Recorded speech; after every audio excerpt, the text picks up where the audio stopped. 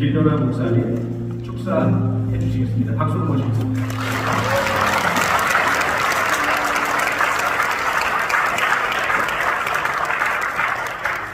기막의 대한민국을 위한 한국의 연합기도에 오신 우리 모든 성도님들을 주님의 이름으로 진심으로 환영합니다. 잘 오셨습니다. 지금 오늘나라가 탄핵 전국으로 너무나 혼란스럽습니다. 탄핵 찬반 집회가 여기저기에서 열리고 있습니다. 이 탄핵의 전국이 모든 것을 다 빨아들이는 블랙홀과 같은 모습이 아닌가 생각합니다. 그러나 이때에 우리가 잠시도 잊어서는 안 되는 너무나 중요한 주제가 있습니다. 바로 다음 세대입니다. 1년을 살려면 곡식을 심고 10년을 살려면 나무를 심고 100년을 살려면 사람을 심다. 그만큼 사람 즉 다음 세대가 중요하다는 것이겠죠. 그래서 교육을 100년치 대계라고 말을 합니다. 우리나라 교육이 다 무너져 가고 있습니다. 특별히 창조 질서를 대적하는 동성애 사상이 다음 세대를 물들이고 있습니다. 각종 반성경적이고 마귀적인 교육 사상들이 전방위적으로 우리 다음 세대들을 포위하고 공격을 가하고 있습니다. 우리가 다음 세대 보호하는 일에 대한 이 경각심을 조금이라도 늦춘다면, 또 바른 성경적 가치관에 입각한 교육에 대해서 손을 놓는다면 저들은 얼마 못 가서 다음 세대를 점령해버리고 말 것입니다. 그렇게 오늘 우리가 이곳에 모인 것입니다. 다음 세대가 여호수아 사부의 재소견에 오른 대로 행하는 이스라엘이 되지 않게 하기 위해서 우리는 무엇을 해야 할 것인가? 또 그들을 위해서 교육을 어떻게 변화시켜야 할 것인가? 성경과 창조 질서를 대적하는 마귀적인 사상, 동성애 교육, 우리가 어떻게 함께 대처할 것인가? 이러한 주제들을 나눌 것입니다. 무엇보다도 우리가 이 시간에 함께 기도하는 시간을 갖고자 모였습니다. 여러분 잘 오셨습니다. 그 옛날 미스바에 모인 이스라엘의 기도를 들으시고 역사하신 하나님, 오늘 우리의 기도를 들어주시고 반드시 역사해 주실 줄 믿습니다. 기도가 가는 대로 인생이 갑니다. 오늘 우리가 부르짖는 기도대로 주님 우리의 다음 세대를 이끌어 주실 줄 믿습니다. 할렐루야. 예레미야 33장 1절에서 3절까지의 말씀입니다. 예레미야가 아직 12대 뜰에 갇혀 있을 때 여호와의 말씀이 그에게 두 번째로 임하니라. 이르시되 이를 행하시는 여호와, 그것을 만들며 성취하시는 여호와, 그 이름을 여호와라 하는 이가 이와 같이 이르시도다. 너는 내게 부르짖으라. 내가 내게 응답하겠고 내가 알지 못하는 크고 은밀한 일을 내게 보이리라. 네. 부산에서 오셨습니다. 세이브 코리아 대표 그리고 세계로교회 손현보 목사님을 모시겠습니다.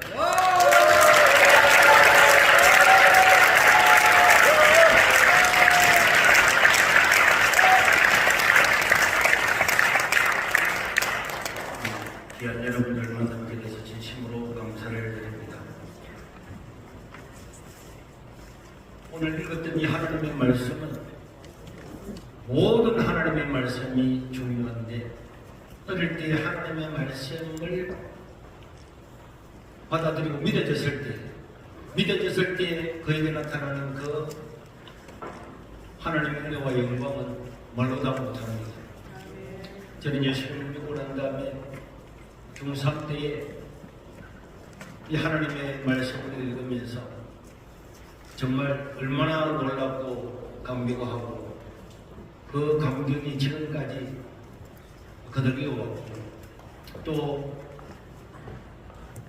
저는 조지 물루의 그런 5만분의 기도 이름을 고등학교 때 다 읽으면서 고등학교 때였지만은 이런 생각을 가졌습니다. 이게 당연한 거 아니에요? 뭐가 이게 이상하지? 하나님께서 정말 놀라운 기적, 이번 달에도 기적, 다음 달에도 기적, 그 다음 달에도 기적, 이런 것들이 끝도 없이 일어나게 되고, 6개월 전과 지금에도 기적입니다. 1년 전과 지금에도 기적이고, 2년 전과 지금과 비교해도 기적입니다. 이런 것은 우리에게 상식적으로 날마다 일어나는 아주 평범한 일입니다. 우리 하나님은 자기를 소개를 하죠. 보통 사람들은 자기를 소개하고 명함도 찍어서 주고 이렇게 해야 되지만은, 그러나 만약에 뭐 윤석열 대통령이나 이재용이나 이런 사람은 소개할 필요가 없는 거잖아요. 명함을 찍어줄 필요도 사실 없겠죠. 왜? 대부분 알고 있으니까. 그런데 우리 하나님은 오늘 자기를 소개하고 있습니다. 뭐라고 소개합니까? 하나님은 이를 행하시는 하나님이십니다. 그리고 이를 만들며 성취하시는 하나님이십니다. 그리고 내 이름이 여호와다. 이렇게 하나님을 세 가지로 소개하고 있습니다. 정말 우리 하나님을 믿는 사람에게는 하나님을 소개할 필요가 없잖아요. 그럼에도 불구하고 시위대 뜰에 갇혀 있는 예레미야에게 하나님이 자기를 소개한 것은 그 당시의 사람들이 하나님을 잊어버렸기 때문에 그렇습니다. 그래서 하나님은 예레미야에게 너는 내게 부르짖으라. 내가 네게 응답해 주겠다. 심지어 네가 알지 못하는 원대한 일도 보여줄 거다. 이렇게 말하기 바로 전에 하나님은 자기 이야기를 먼저 소개하잖아요. 내가 누군지 알아? 내가 뭐 이재용처럼 돈을 몇 조 있는 그런 사람이 아니야. 나는 어떤 일이든지 행할 수 있는 그런 분이고, 그리고 만들어서 성취할 수 있는 분이고, 내 이름 자체가 야훼, 위에서 유를 만드는, 존재가 없는 곳에서 존재를 만드는 그런 하나님이다. 내가 그런 하나님이야. 너 지금 이 나라가 문제가 있고 유다가 멸망을 당하고 온갖 수많은 일이 있어도 나는 너를 행하는 여호와다. 만들며 성취하는 여호와다. 내 이름이 야훼야. 그러니까 너는 내게 부르짖으라. 이 정도로 하나님께서 자존심 상해가면서 내가 누군가에 대해서 설명을 이렇게 해주면서까지도 기도하라고 하는 것은 기도를 확실히 응답할 그런 마음이기 때문에 그런 줄로 믿습니다. 그래서 사실은 제가 이 기도에 대해서 이야기를 하려고 했는데, 또 이번 주제가, 그래서 제가 오늘 간단하게 한 15분에서 15분 정도만 제가 말씀을 잠깐 드리고 내려갈 건데, 지금 우리에게 중요한 것은 다음 세대잖아요. 우리가 열심히 수고하고 일하는 것도 다음 세대인데, 이 다음 세대를 어떻게 하면은 하나님의 말씀을 따라서 잘 살아갈까, 이런 걸 하다 보면 오래전부터 초등학교 1학년이 되면은 작년 예배, 이후 예배 다 참석해요. 초등학교 1학년부터 중등부, 고등부, 청년부를 전부 다 같이 예배를 드리고 해야 되겠다. 그래서 저는 그 꿈을 가지고 하나님께 기도하면서, 하나님, 그런 예배당을 지을 수 있는 땅을 달라고 했는데, 우리는 원래 제가 그 교회 갔을 때에 한 30년 후에는 중학교 2, 3년, 2, 30년에 시골 바다에 조그마한 교회였고, 제가 갔을 때 이 교회는 40년 됐어요. 40년 동안에 사례도 어쩔 수가 없었기 때문에 담임 교육자가 17 바뀌고, 제가 15대 때 담임 전도사로 갔습니다. 예배당도 28명밖에 안 되는 조그마한 예배당이 있지만, 그러나 저는 이 말씀을 그대로 믿었어요. 하나님 누구신데 시골 가면 하나님 안 계시나? 하나님은 일을 해마시고 만들면 성취하시고, 하나님 이름이 야훼인데 뭐가 큰지. 그래서 하나님께 간구하고 기도했는데, 지금 우리나라 대전 이남에서는 예배당이 가장 큽니다. 서울에서도 우리만한 예배당을 가지고 본당이 있는 데는 제가 볼 때는 5개도 없습니다. 이런 시골에 100명밖에 살지 않는 이런 시골에, 있던 초등학교도 폐교되고 없어진 이런 시골에 교회가 될까? 주일학교가 될까? 청년들이 모일까? 학교도 없는데, 아무것도 없는데, 대학도 없는데. 그러나 저는 모든 눈에 보이는 것, 현실 그러면은 볼 필요가 없어요. 우리 하나님께서 누구냐? 하나님은 일을 해가시고 시골도 일을 해가시면 되는 만들면 성취하면 되는 거예요. 하나님 이름이 야훼인데 뭘 걱정할 게 없잖아요. 그래서 몇 명하고 모일 때도 저 플리카드를 걸어가지고 3,000명을 감당할 300명을 달라가지고 그 조그마한 예배당에 부동산 지도 어마어마한 큰 걸 사가지고 밑에 땅바닥에 깔아놓고 자면서 날마다 하나님 이 땅을 주시고 이 꿈들을 이루어달라고 기도했는데 하나님이 결국은 그 기도들을 다 이루어주셨어요. 그래서 이제 학교도 치고 신입생도 모집하고 저는 하루에 오늘도 한 600명이 등교를 해가 있어요. 그 10월 말에 애 한 명이 놓지 않는 노인들밖에 없는 말에 어떻게 그런 일이 일어날 수 있다. 하나님은 능히 할 수가 있는 줄을 믿습니다. 그래서 우리는 하나님의 은혜를 믿고 그것을 선포하고 하나님 하신 것을 기대하고 기도하면 하나님은 다 알아서 이루어 주시는 줄로 믿습니다. 지금 제가 가장 하나님 내 인생의 마지막에 어떤 사명이 있다면 나는 이 일을 위해서 헌신하겠습니다. 이걸 꼭 하나님의 유시의 모습을 보고 싶습니다. 한 것이 대안학교 문제입니다.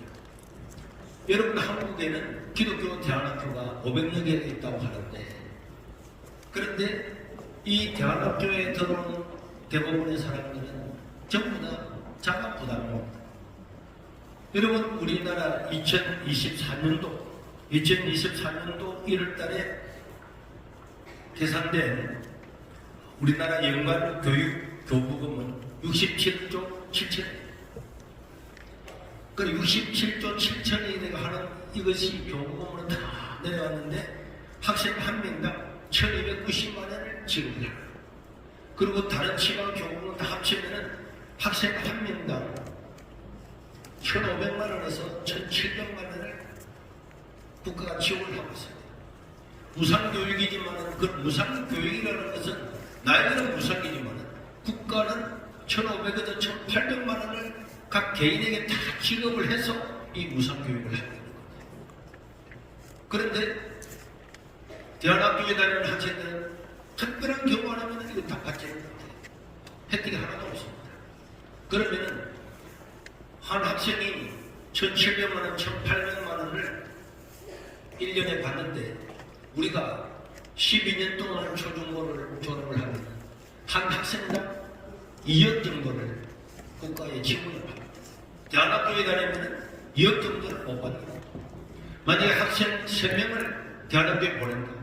그러면은 6억 정도의 자가 부담을 해야만 되는 거예요. 이거는 형평성에 어긋나도 너무너무나 어긋나는 겁니다.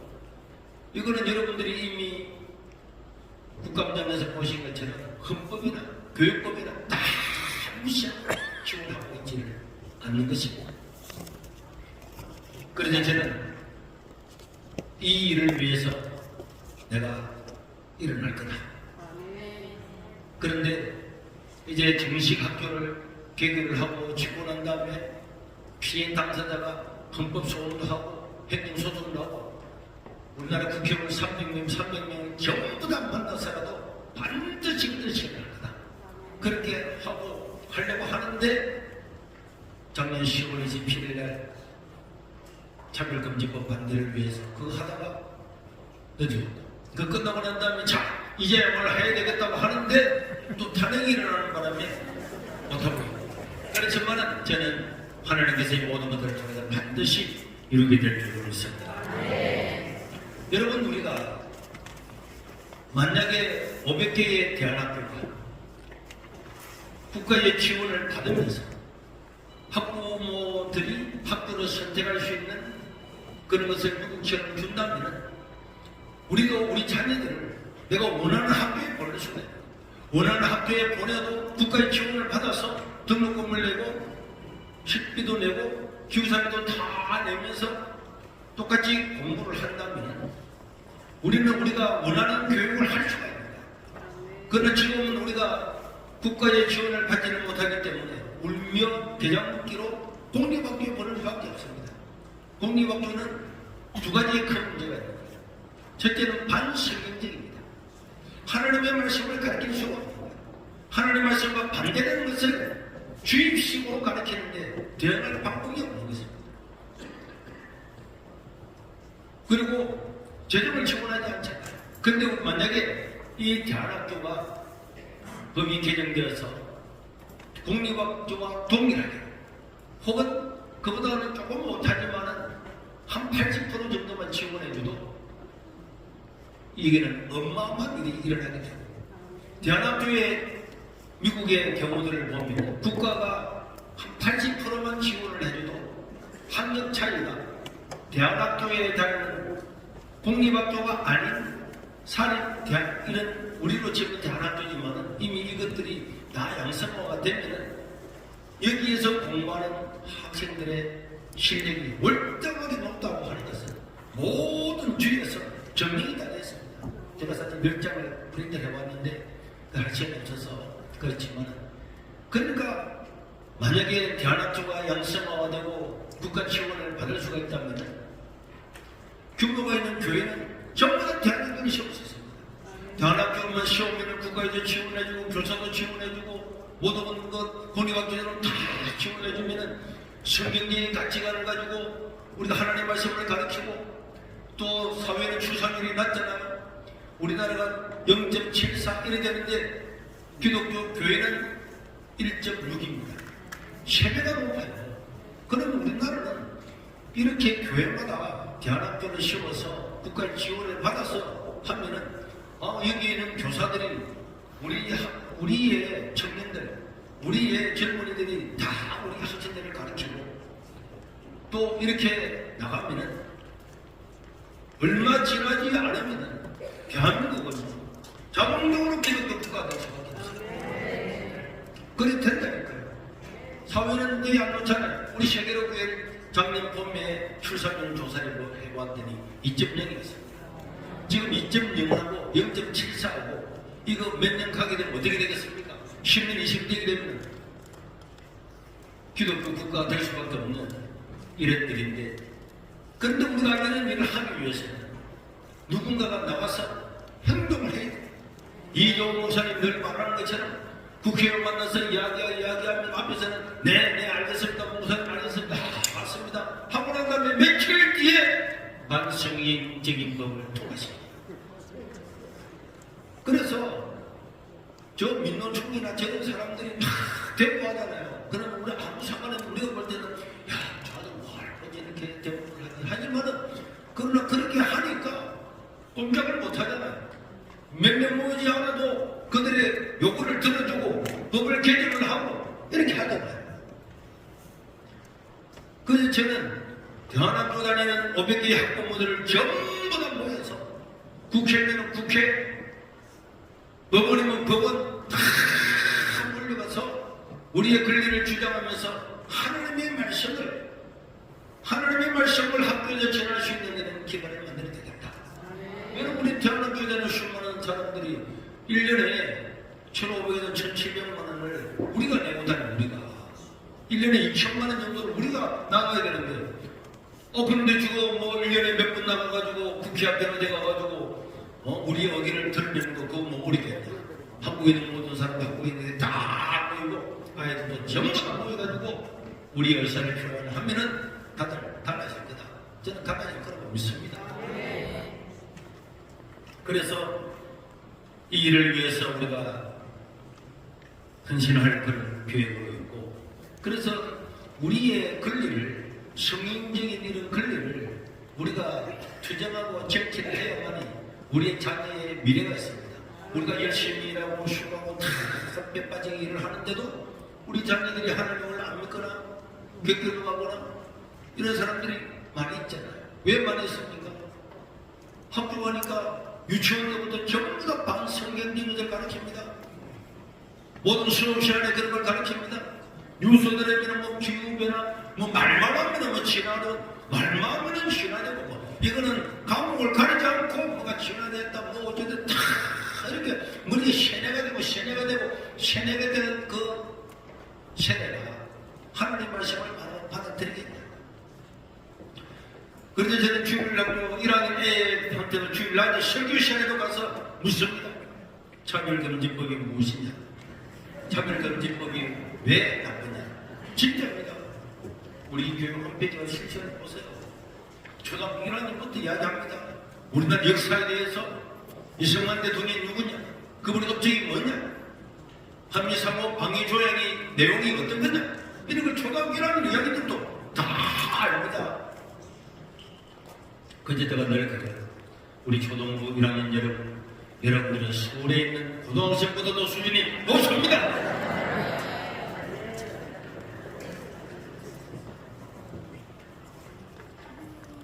저 북한에 있는 아이들은 유치원에 다닐 때부터 위다연 수행을 다 하잖아요. 근데 우리 애들 왜 못하겠습니까? 두잘하지.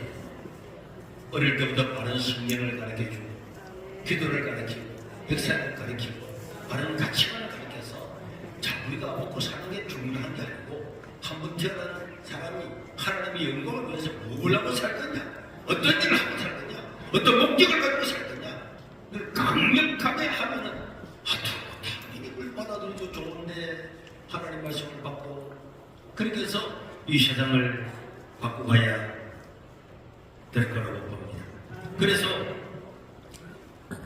우리는 학생들이 국가로부터 바우처 같은 걸 받는 거예요. 우리 어린이집 애들을 보내면은 부모님이 그걸 받아가지고 결제를 하듯이.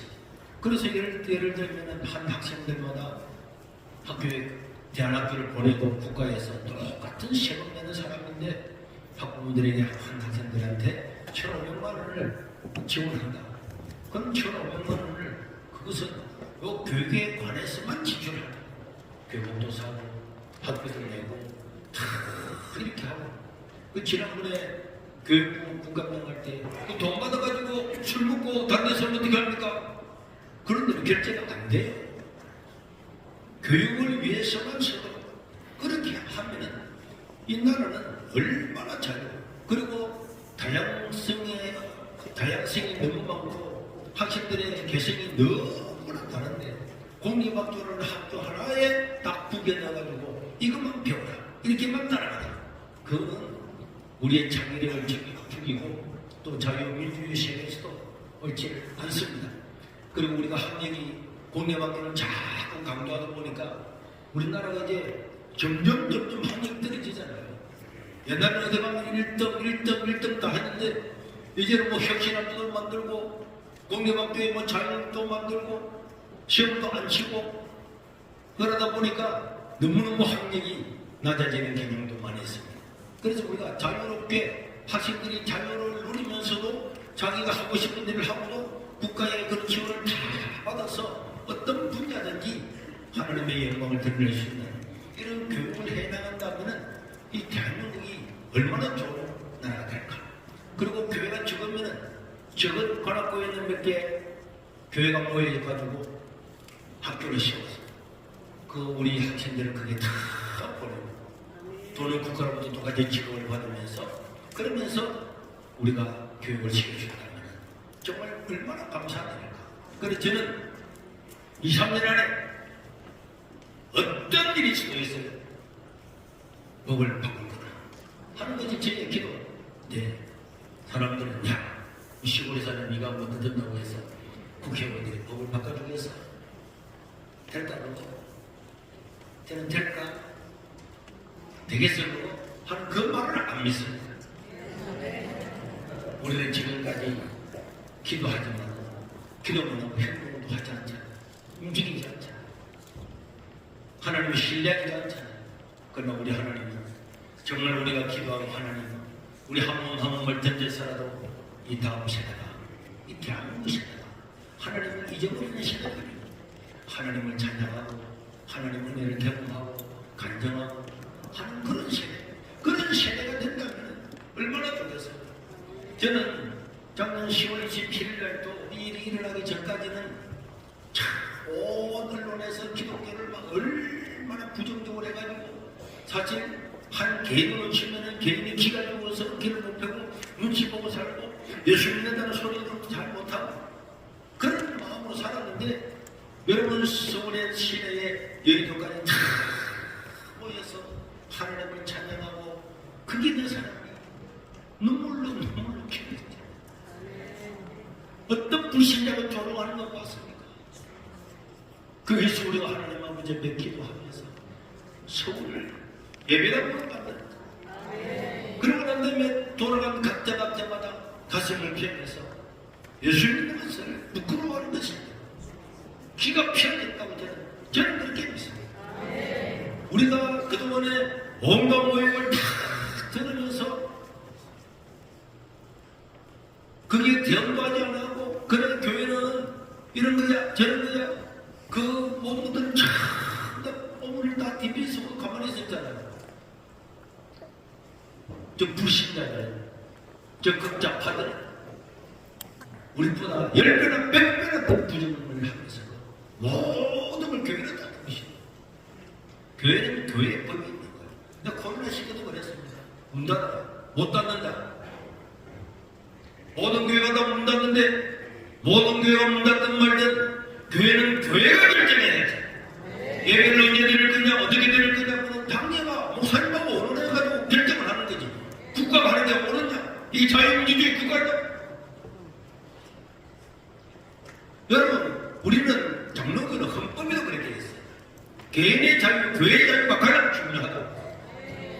그런데 교회가 결정하는 거예요. 사회가 기라고 가지고 교회가 어떻고 저쩌고. 아니 내가 삼천구립에 와서 삼천구립 너 왜 그래? 왜? 여기는 중소기업은 500만 원밖에 못 받는데 거기는 왜 5천만 원 줘? 그런 말 안 하잖아요. 그럼 우리는 그 기업을 존중하는 겁니다. 교회는 교회의 독자적인 권리와 자유와 그런 게 있는 것입니다. 하나님께서 그렇게 만들었어요. 우리 교회 구성원들이 결정을 하면 그걸 따르면 되는 겁니다. 왜 국가가 이렇게 저렇게 말하고 왜 교회가 다른 누구가 이렇게 저렇게 그런데 주눅들어 살아서는 안 될 줄로 믿습니다. 교회는 교회 정체성을 가지고 하나님 말씀을 가지고 강력하게 선포하고 나가야 되는데 거기에 주눅들어 가지고 그럼 되겠습니까 교회가? 성경에도 없는 법을 만들고 그런 것들을 사회가 강요하고 그게 굴복하고 옆에 칼구조 집에도 20명 들어가서 밥 먹고 있는데 그 어마어마한 예배당에 수천 명 되는 예배당에 5명 모이라 이거는 동물원의 코끼리 훈련시키는 똑같잖아요. 그런 것을 우리가 굴복해서는 안 될 것입니다. 교육도 학부모의 교육에 선택권이 있는 거예요. 이 전체적인 국가가 아니고 국가가 딱 먹어서 하는 거예요. 작년 재작년에 여러분들 그 조중원들이 원하고 교육부 장관하고 국가 며칠이 하는 거 맞죠? 전부 다 이게 지금 국가가 하는 것이 불법입니다. 불법. 헌법에도 안 나오고 교육법에도 안 나오고 다 꼼짝 못하냐 꼼짝. 왜 안 합니까? 이랬더니 교육부 강부대다. 미국에도 그랬습니다. 교육위원회, 교육노조들이 아니 그럼 대학교 가고 다 가고 하면은 어떻게 되느냐? 부사 노조들이 그러면은 우리가 경쟁하는 거 아니냐? 국가에서 예를 들어서 왕성교회 학교가 있는데 거기는 열심히 해가지고 학력이 올라가면 옆에는 초등학교는 떨어지고 중학교가 학력 떨어지면 경쟁되는 거 아니냐? 그 우리 더 가르쳐야 되는 거 아니냐? 교원 노조가 다 반대하는 그 노조가. 그 나라는 노조의 나라가 됐다. 국민의 나라가 아니란 말이에요. 당연히 우리는 우리의 권리를 쟁취해야 될 줄을 믿습니다. 거기에 우리의 자녀들, 후손들이 달려있는 거잖아요. 그래서 여러분들도 다음에 대안학교 학부모들 나와서 우리 의사를 드러낼 때에 내 아이가 대안학교 안 다르더라도 와가지고 기독교 성경적인 가치관을 가르치기 위한 여기에 다 참여해 주시기를 바랍니다. 아멘 해놓고 안 오는 사람은 또 있겠지만 아멘 해주님에도 감사합니다.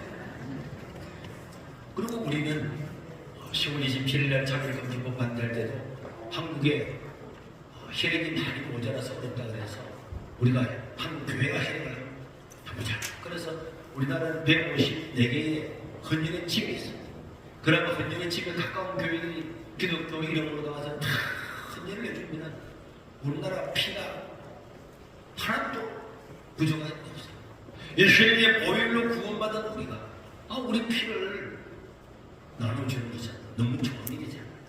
그래서 우리 교인들도 우리 목사님들 와가지고 팜플렛을 뒤에 줄 건데 여러분들도 각자 교회 주변에 있는 헌혈의 집에 가셔서 협력해서 교회 이름으로 예수님의 보혈의 능력으로 구원받은 우리의 피를 주야 좋지 않겠습니까?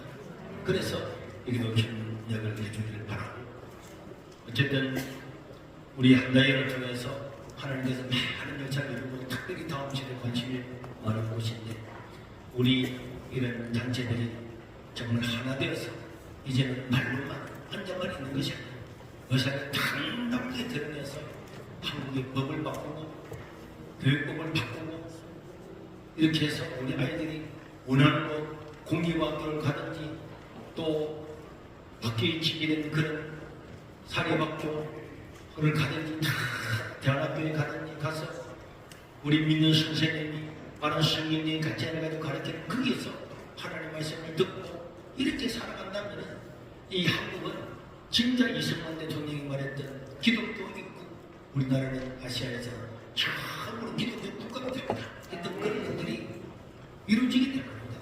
그래서 우리 참석하신 모든 분들과 또 유튜브를 통해 실천하는 분들도 이런 우리 대안학교 한국의 500개의 대안학교 500개의 대안학교가 학부모의 지원을 아니고 국가의 지원을 받아서 공부하고 이제 동네마다 150명, 200명 이런 학교가 다 들어서 몇몇 교회가 모여가지고 학교를 세우고 또 세우고 미국 또 세우고 또 세우고 또 세우고 이렇게 해서 바른 가치관을 가르친다면 대한민국 다음 세대는 걱정 없이 다시 한번 세상에 복음을 전하는 그런 교회가 될 줄 믿습니다. 함께 기도해 주시고 협력해 주시기를 다시 한번 부탁드립니다. 감사합니다.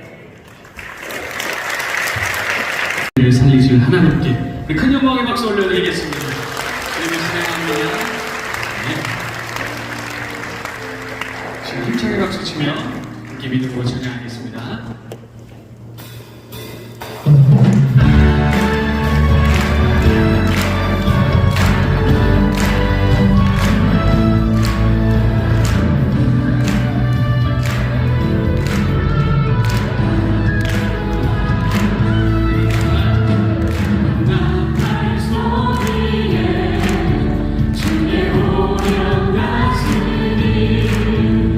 십자가의 불길을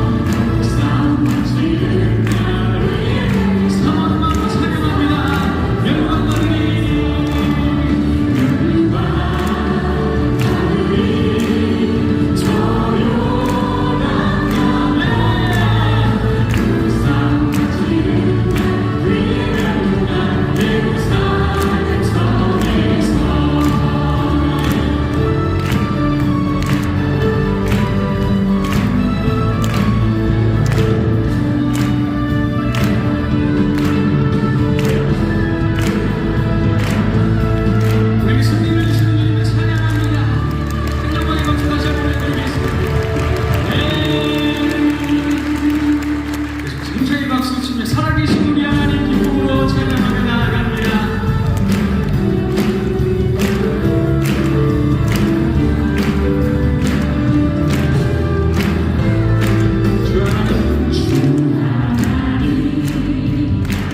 독생자 예수 날 위하여 오시었네. 내 모든 죄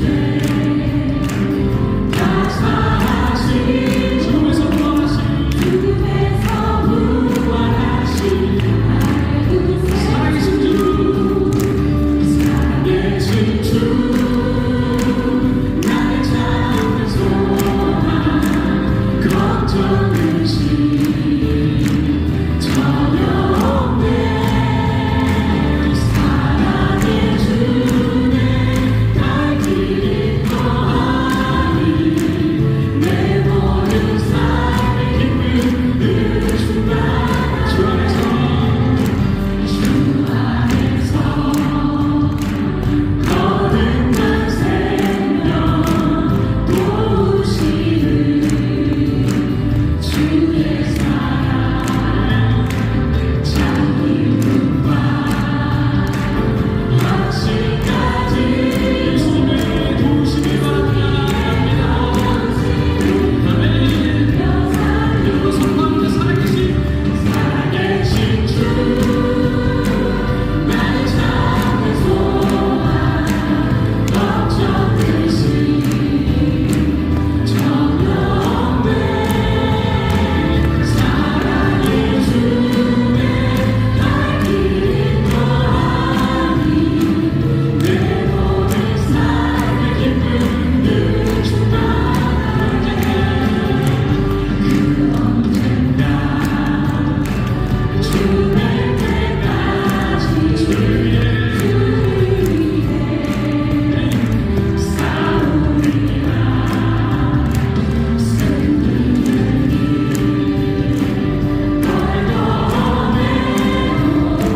주님께서 나의 앞길 지켜주시니 살아계신 주 나의 참된 소망 걱정 의심 전혀 없네.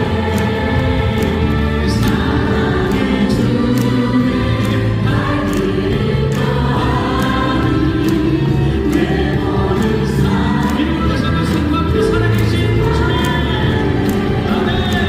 살아계신 주 나의 참된 소망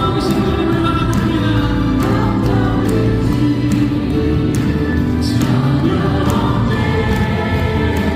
사랑의 주에 날 기뻐하니 내 모든 삶의 기쁨 내 모든 삶의 기쁨. 아멘. 우리 모든 기쁨이 되신 주님을 찬양합니다. 주신 나의 산소나 우리 믿음으로 함께 찬양합니다.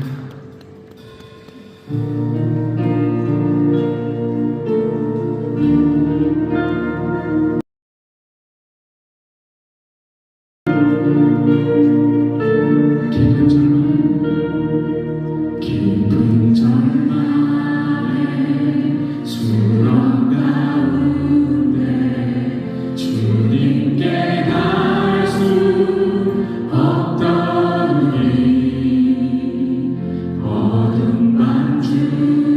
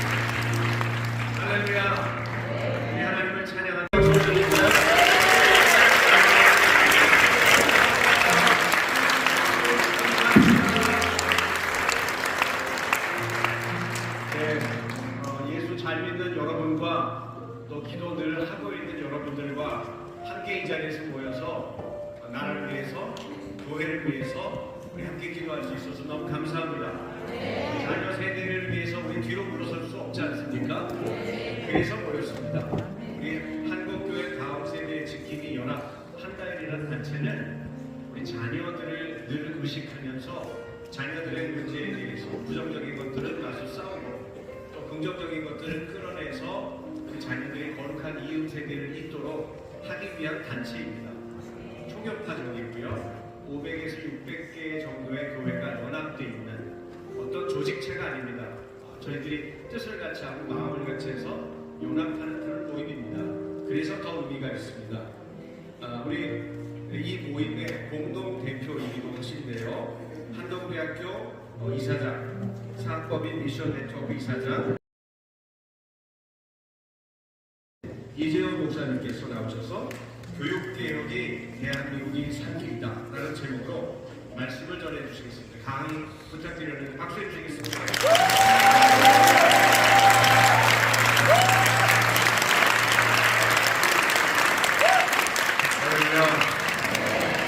자리에 함께하신 모든 분들을 축복합니다. 한국교회 전체 성도 얘기하면 적은 숫자지만 이 모임이 의미가 있는 것은 연합하여 여러 교회가 함께 기도하는 자리로 모였다는 것, 하나님이 주목하실 줄로 믿습니다. 저는 대한민국이 살 길은 교육개혁이다라는 그런 신념, 그런 믿음 속에서 사학법인 미션 네트워크라는 단체를 여러 교회 목사님들과 함께 만들어서 여기 기독교 사학이 회복되고 더 나아가 한국, 대한민국의 교육이 하나님이 기뻐하시는 미래를 이끌어갈 수 있는 교육 체계를 갖춘 나라가 되도록 기도하고 있습니다. 대한민국의 미래는 교육개혁에 달려있다라는 제목입니다. 우리나라가 처해 있는 가장 중요한 위기, 저출산이라는 것을 여러분이 잘 아실 겁니다. 몇 년 전 영국 런던 대학교의 교수님이 최후의 인구론이라는 그런 발표에서 한국에 대한 매우 절망적인 발표를 했죠. 두 세대 후에 한국 인구의 85%가 사라질 수 있다. 매우 근거 있는 추정치입니다. 여기에 2024년까지 통계가 나왔고 2025년 지금 약간 올라갔지만 전반적인 추세로 계속해서 이 추세로 가면 대한민국의 미래가 매우 어두울 뿐만 아니라 나라 자체가 손돌릴 수 있다. 그런 매우 긴박한 발표를 했습니다. 사실 어느 정부와 정책에 상관없이 공통된 정책은 바로 저출산을 극복하기 위해서 다양한 정책을 많이 내놓았습니다. 역대 정부들이 저출산 예산이라고 형성한 액수는 어마어마한 예산을 여기에 쏟아부었는데 과연 효과가 있었는가? 전혀 없다고는 말할 수 없지만 이 저출산의 추세를 극복하고 있지는 못하다는 것입니다. 기업에서 육아휴직자의 대체 인력을 지원한다든지 또 민간 아이 돌봄 서비스를 연기한다든지 또 이런 여러 가지 복지 차원의 대책들, 또 요즘에는 그 기업들이 출산 장려금까지 이렇게 내세우지만 전체 기업으로 봐서는 지극히 일부분이고 또 기업으로 봐서도 그렇게 출산 지원금으로 이 지출을 할 수 있는 기업이 많지 않다는 것이죠. 그리고 영적으로 보면 과연 그렇게 돈을 많이 주어서 아이를 낳는다는 패러다임 자체가 영적으로 보면 위험한 것일 수도 있습니다. 돈을 위해서 우리가 생명을 낳고 자녀를 기른다면 너는 얼마짜리야? 너는 얼마였을 때 낳았어? 너는 얼마였을 때 낳았어? 그렇게 우리의 재처리를 본다면 정말 남미 어떤 나라는 그런 포퓰리즘, 잘못된 그런 정책에 의해서 그냥 부모가 살기 위해서 아이를 낳는 그런 체제가 된다면 그것은 교육적으로 매우 위험한 것일 수 있는 것이죠. 저는 우리 젊은 세대들이 가지고 있는 이 마음 의문에 대한 답변을 우리 기성세대가 주지 않으면 이 문제는 해결되지 못할 것이라고 생각합니다.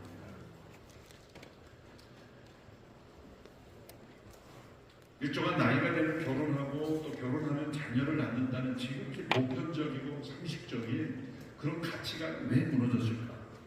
왜 내가 결혼해야 해요? 또 왜 내가 아이를 낳아야 해요? 라는 그러한 의문이 어디서부터 비롯된 것일까? 그거에 대한 이 해답을 우리가 내놓지 못한다면 우리나라는 희망이 없는 것입니다. 그러므로 저출산이라는 것은 단순한 현상이고 그 이면에 있는 우리 젊은이들의 가치관을 형성하게 된 그 근본적인 가치관과 세계관은 어디서부터 온 것일까? 저는 이것은 반성경적인 교육에서 비롯된 열매라고 보는 것입니다. 그리고 그 이면에는 우리나라의 사학의 중심이 되었던 많은 기독교 학교들이 듣기 싫건 좋건 기독교 학교에 다니던 그런 아이들이 성경을 배우고 창세기 입장에 보면 생육하고 번성하라, 양성체계 질서로 하나님이 창조하셨고 가정의 중요성, 이러한 그 성경적 가르침이 학교에서 가르쳐지던 것들이 이제 금지되었습니다. 학창시절 기독교 학교를 다니던 분들은 설마 그럴 리가 있겠습니까? 라고 묻지만은 정말입니다. 종교 학만 가르칠 수 있고 그 종교학교 가서 해도 기독교에 관한 것은 지극히 일부분 2페이지 남짓 그것만 가르칠 수 있습니다. 저는 우리나라의 저출산의 위기는 대한민국의 공교육과 사교육, 현재 많은 교회들이 세운 대안학교를 제외한 많은 공교육, 공립학교, 사립학교가 반기독교적인 세계관에 기초한 구체적으로 진화론적 가치관뿐만이 아니라 이런 성이데올로기 또 해체주의 이런 포스트 모더니즘의 잘못된 이념들에 기초한 교육 철학의 열매가 바로 우리나라에 저출산이 심각하게 됐다는 것은 그만큼 영향을 심각하게 받았다는 거예요. 우리는 이 저출산의 표면적인 원인, 예를 들어서 젊은이들이 설문을 하면 재정이 부담이 됩니다. 거주지가 부담이 됩니다. 다 해결을 원인일 수도 있습니다. 그럼 우리 조상들은 가난했을 때는 왜 자녀를 많이 낳습니까? 집이 있어서 낳습니까? 경제적 여유가 있어서 낳습니까? 그럼 단지 무식해서 낳은 겁니까? 아닙니다. 바뀌어진 이 다음 세대의 세계관이 우리 대한민국의 교육 체계로부터 또 교육하는 사람들로부터 비롯되었다는 것을 우리가 깨닫고 이 문제를 지적하고 도전하고 바꿀 수 있는 공동체는 교회밖에 없어요. 그래서 사학 커뮤니션 네트워크라는 걸 만들어서 우리가 함께 열심히 두드리고 국회도 두드리고 정부도 두드리고 열심히 노력하고 있어요. 얼마 전 국회 교육위원회에서 대안학교를 일부 재정 지원하기로 결정한 것도 사실 그 열립니다. 기도하고 두들기고 그렇게 노력해야만 되는 시대에 있습니다. 현재 우리나라 교육체제에 숨어있는 그러한 자유민주주의 체제에 합당하지 않은 그런 교육체제의 문제점을 우리가 깨닫고 이것이 시정되기를 기도하고 함께 힘을 합쳐야 되는 때가 있습니다. 저는 왜 이 젊은 세대가 자녀를 낳지 않는가? 그들 스스로 말하지 못하는 또 그들 스스로도 알지 못하는 내면의 원인이 있다고 저는 생각을 합니다. 그것은 뭐냐면 지나온 어린 시절의 학창생활이 행복하지 않았던 겁니다. 더 나아가 불행했던 겁니다. 과거를 되돌아보면 학창시절의 그 우정들 또 함께 나누었던 선생님과 나누었던 시간들 그런 경험들이 이제는 부정적인 학교 그런 부정적인 인상으로 자녀들에게 깊이 자리 잡고 있기 때문에 자녀를 낳는다고 한다면 내 자녀에게는 나의 그 불행한 학창시절을 보내고 싶게 하지 않답니다. 그의 내면에 내재되어 있는 부정적인 그 감정들이 있다는 것, 그것을 우리는 인정해야 합니다.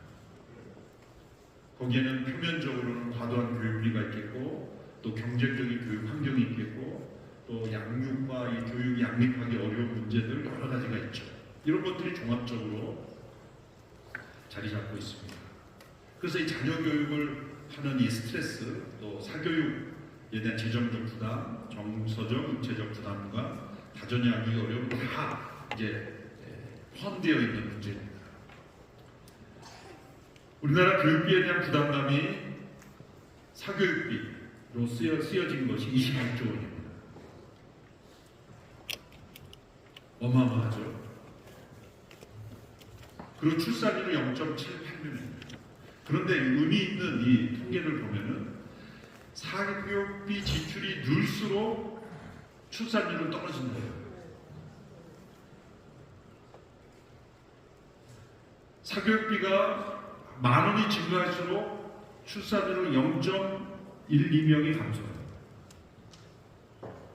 이 상관관계가 있다는 거죠.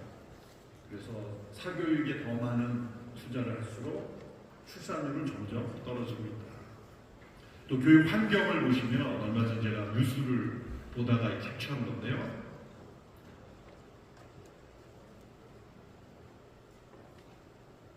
이 교육비 부담뿐만 아니라 자녀 교육을 위해서 직업을 바꿀 의도가 있냐라고 생각했을 때 생각이 있다는 게 58.9%라고. 특별히 군 복무하는 군인들의 경우에도 이사를 자주 가야 되니까 거기에 맞춰서 학교를 자녀를 보내는 자녀가 얼마나 힘듭니까?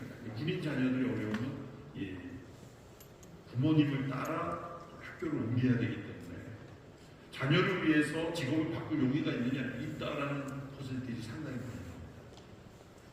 그래서 우리나라의 저출산의 문제는 다각적인 원인이지만 핵심은 교육입니다. 현재의 교육 전체 전반적인 OS 시스템을 바꾸지 않으면 이 문제는 해결되지 않고 대한민국 소멸의 위기에 처해 있습니다. 안타까운 것은 역대 어느 정부 또 교육의 문제를 진지하게 들여다보지 않았다는 거죠. 어떤 대선 후보도 교육의 문제를 깊이 있게 연구하지 않았다는 것입니다. 국회에서 가장 인기 없는 위원회가 교육위원회입니다.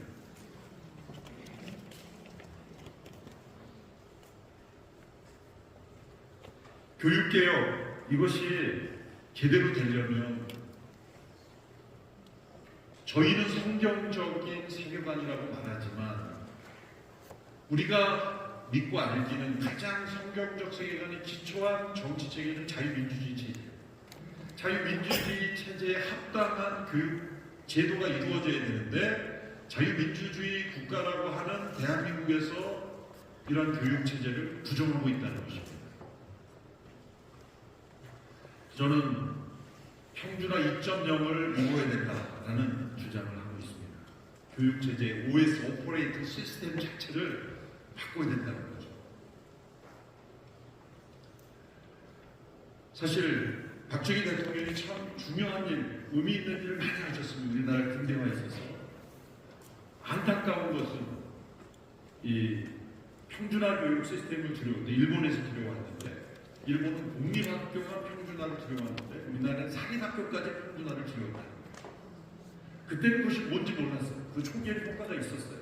어려운 사학들을 국가가 책임지고 돌봐준다라고 했는데 이것이 50년, 이제 올해 50년이 지났는데 50년 동안 계속해서 사학의 자율권을 침해하는 방향으로만 이루어졌다는 거죠. 특히 기독교 사학.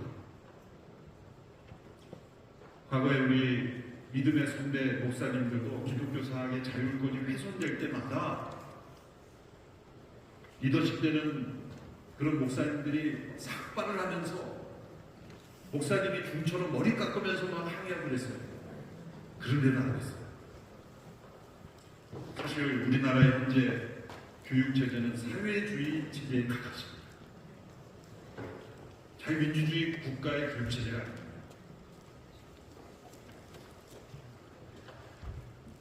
사립학교가 이루어지려면 5가지 자율성이 보장되어야 됩니다. 학생 선발권, 교육과정 책정권, 교육 임용권, 등록금 책정권, 법인 구성권. 이 5가지를 보십시오. 옆에 제한, 박탈, 제한. 지난 50년 동안 이게 다 제한됐고 박탈됐어요.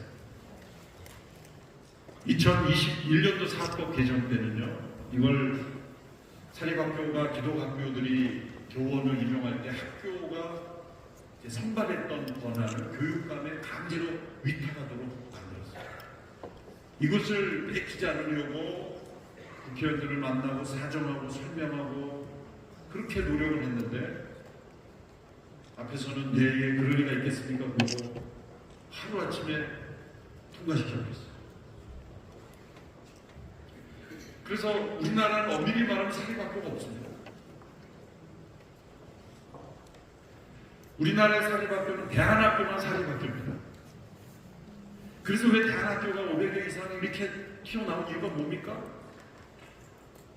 자유민주주의 체제에 맞게 합당하게 교육하려면 대안학교가 나갈 수밖에 없어요.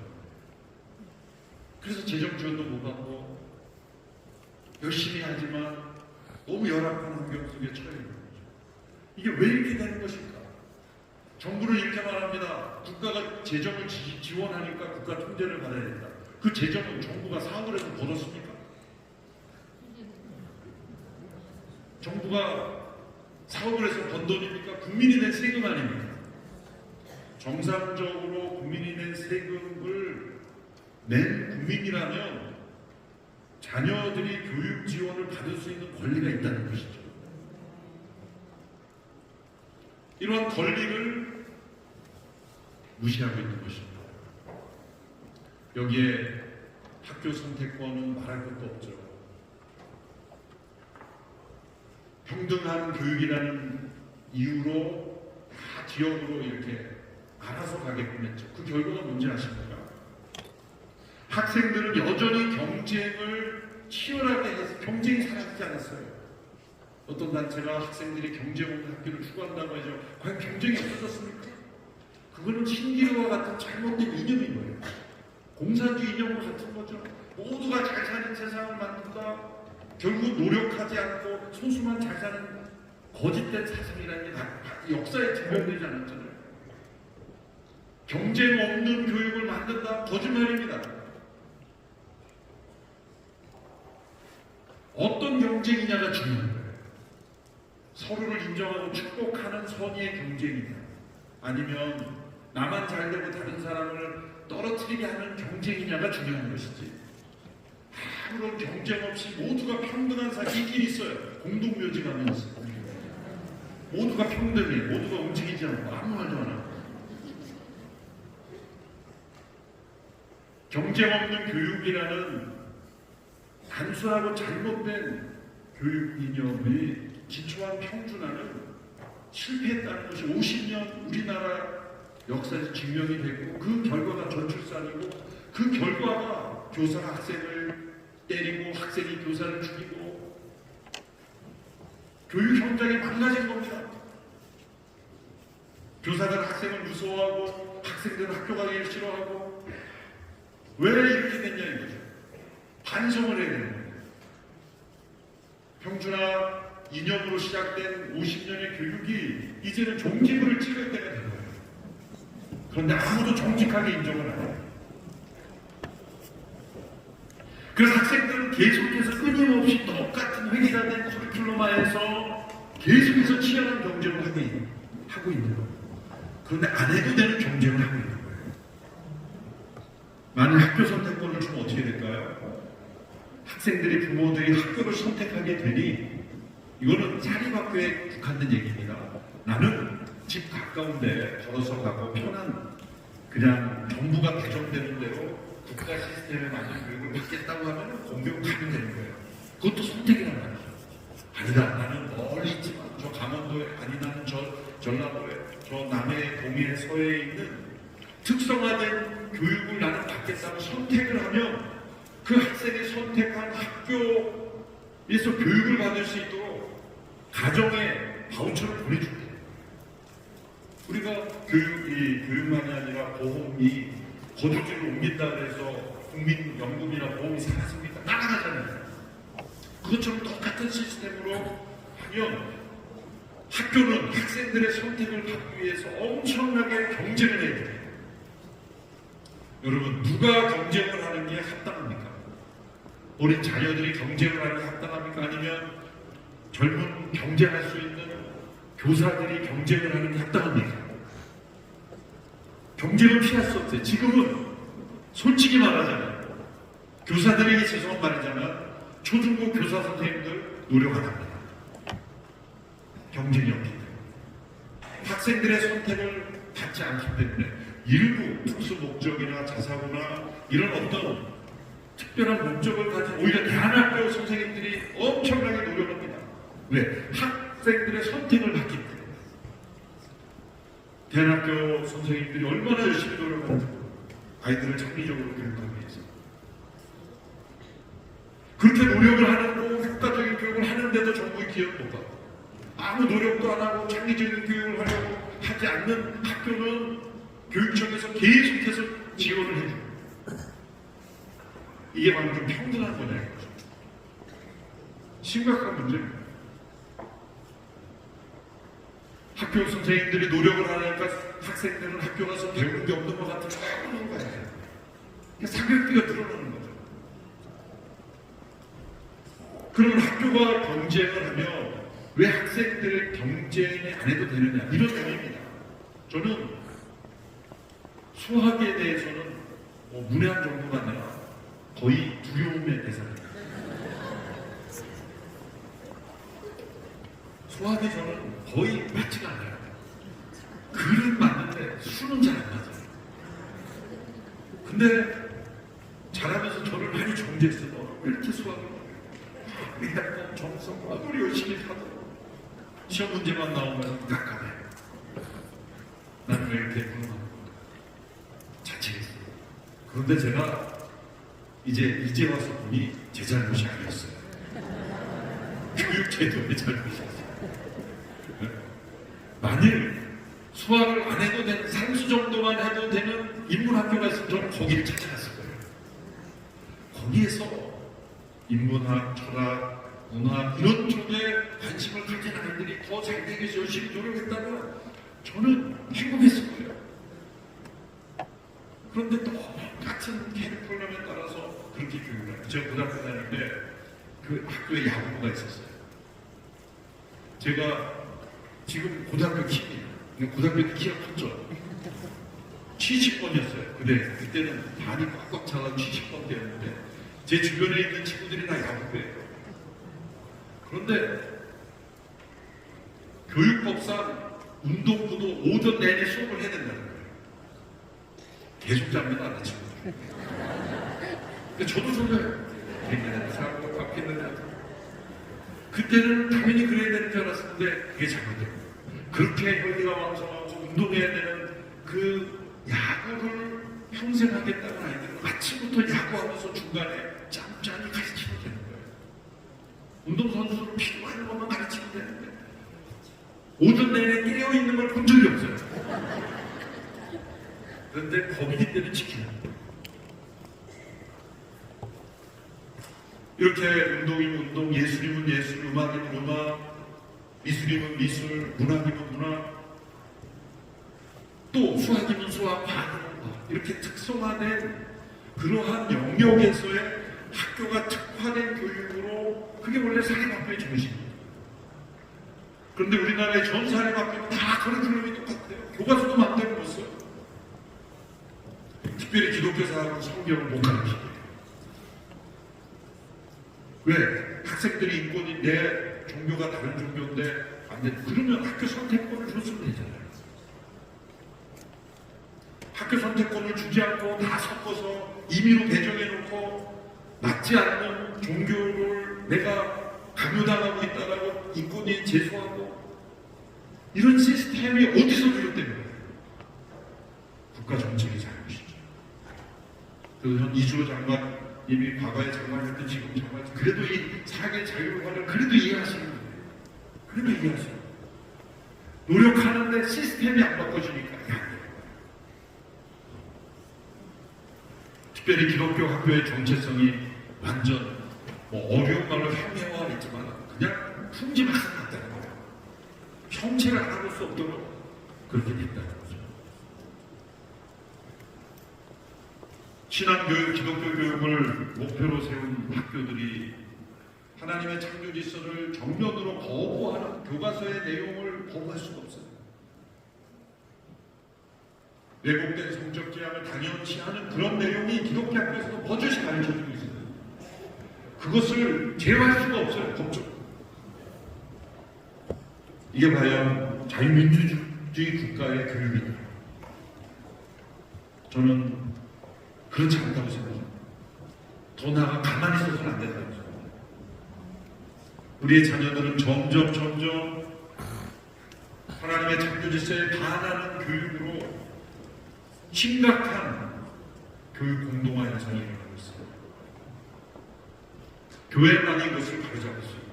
기독교 학교들이 살아나야 대한민국이 살아난다. 근데 여러분 한 예를 보십시오. 인구가 증가하는 제주도와 송도 예를 들면 인구가 다 줄어들고 있다고 하는데 제주도와 송도 인구가 증가하고 있어요. 그 이유가 뭐냐면 국제학교 때문이죠. 국제학교. 근데 더 흥미로운 것은 지방에 의사 선생님들이 없다고 하지 않습니까? 제주도와 인천은 의사 선생님이 증가율이 가장 높습니다. 적게 페이를 줘도 의사 선생님을 구할 수 있다는 거예요. 제주와 송도. 뭐를 말씀드리려고 하냐면 지역의 소멸된 원인도 지방의 학교들이 자율적으로 특성화돼서 살아나는 좋은 학교들을 많이 일어날 수 있도록 해줘야 된다는 거예요. 그러면 전문직에 가신 분들도 지방에 다 내려갈 수 있다는 거예요. 의사 증원 문제가 우리나라 심각한 문제가 됐지만 그게 왜 심각했습니까? OS 시스템은 하나도 바꾸지 않고 프로그램만 바꾸려고 했기 때문에.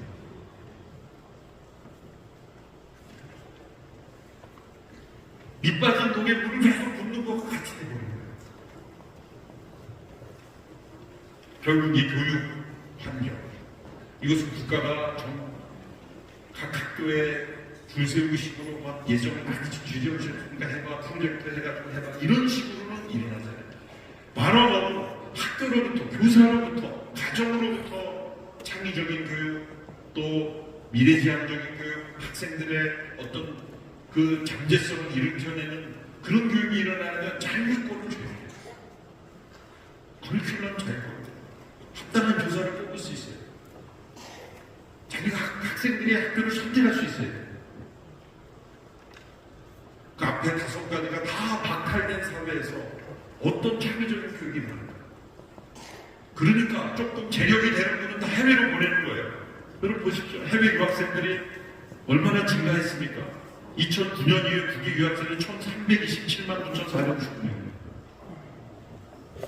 연평균 출국 인원이 20만 명이에요. 다 이 학생들이 이 땅에 몇 년만 있었으면 결혼하고 자녀를 낳을 수 있는 자녀들이었어요.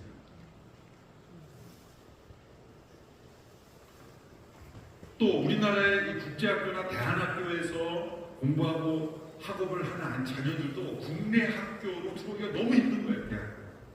그래서 한동대학교 이사장으로서 한동대학교는 대한학교 이 TO를 계속 늘려나가고 있죠. 그것도 만들어 못 늘려요. 교육 허가가 있어야 또 그것도 조정해요. 그래서 한동대학교가 대한학교가 기독교 대한학교가 많기 때문에 한 TO를 늘리려고 하는 학교들이에요. 그래도 오고 싶은 학생은 다 못 받고 있어요.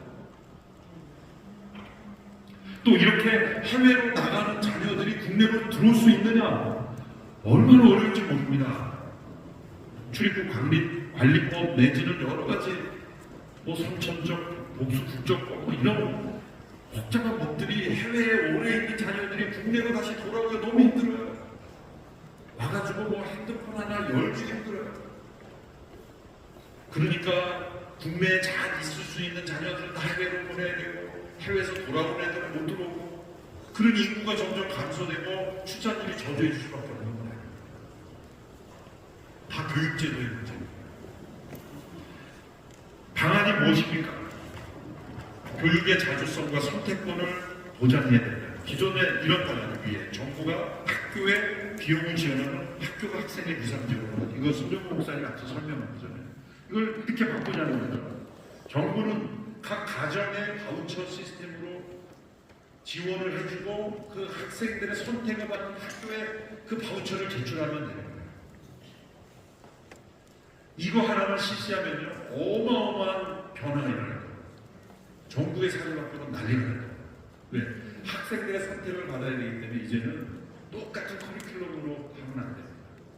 진짜 확실하게 성경적 정체성을 가진 신앙교육을 하든지 아니면 정말 수월성 있는 아이들을 하든지 아니면 이런 학교도 나올 거예요. 우리는 반에서 뒤에서 10등까지만 받는다. 아 그런 학생들을 환영하는 거예요. 그래서 그냥 놀기만 했던 아이들 환영한다. 여기 와서도 놀아라. 근데 조금만 공부하면서 놀자. 그런 학생들도 환영을 받는 거예요. 환영을 받는 거예요. 왜? 이 교육의 시장 질서에 의해서 선택을 받아야 되니까 뭐 공부 잘하는 학생들만 받을 수 있는 학교는 몇 개 안 되잖아요.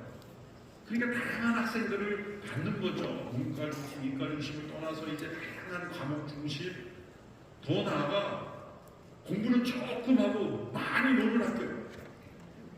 그러나 건강한 정서를 가진 학생들. 여러분 이렇게 다양해야 되지 않습니까? 공부에 관심이 없는 학생은 아무도 얘기해도 안 돼요. 제가 늘 아들한테 이렇게 잘못된 질문을 해도 오늘 학교 공부 재미있었니? 그러면 아들의 말을 아빠 공부와 재미란 단어 한 문장에 처음은 안 된다는 거예요. 그런데 정말 놀면서 재미있게 공부를 할 수 있는 학교도 있습니다. 우리나라의 대학교들이 그렇죠. 학교에서 이탈한 우리 청소년들이 학교에서는 무능한 아이들 또 일종의 버림받은 아이처럼 여기졌지만 그런 아이들을 모아다가 그 자신의 존엄성을 알려주고 너 얼마나 귀한지 아냐. 그러면서 공부는 적게 하지만 인생을 가르치고 삶을 가르쳐서 훌륭한 학생들을 키우는 대학교 얼마나 많아요. 진정한 의미의 살이 바뀌죠. 그래서 이 바우처 제도를 도입해야 되는 거예요. 이거는 할 수 있는데 안 하는 거죠. 사실 그런 의미에서 교육부의 많은 시스템이 바뀌지 않는 거 아니에요. 그런데 이거는 한두 사람이 얘기해서 부모님들이 다시 이제 부모님들. 학교들이 나서도 안 돼요. 부모님들이 나서요. 제가 그래서 학부모 운동을 시작해요. 그래서 우리 한다연에 저에게 이런 발표를 주셔서 제가 이 관련된 분들하고만 세미나 할 때만 제가 발표했던 내용이지만 이제 24일에 여러 정당도 교육부 이런 분들 다 모인 자리에서 내가 이 발표를 또 하려고 합니다. 교육의 문제는 뭐 사회의 위기고 또 기독교 학교의 역할이 가장 중요한 시대가 되고 그 기독교 학교를 떠받치고 있는 교회의 역할. 오늘 20대 대한민국의 위기, 정치의 위기도 교육의 위기에서 나온 겁니다. 올바른 자유민주주의 체제를 깨닫고 어떤 정치인을 분별해야 될 줄 아는 분별력이 어디서 나오겠습니까? 교육. 기독교 학교들이 다시 살아나서 대한민국이 다시 살아나며 또한 한국교회도 다시 깨어나는 그런 일이 있을 수 있도록 우리 함께 기도하면 좋겠습니다. 감사합니다.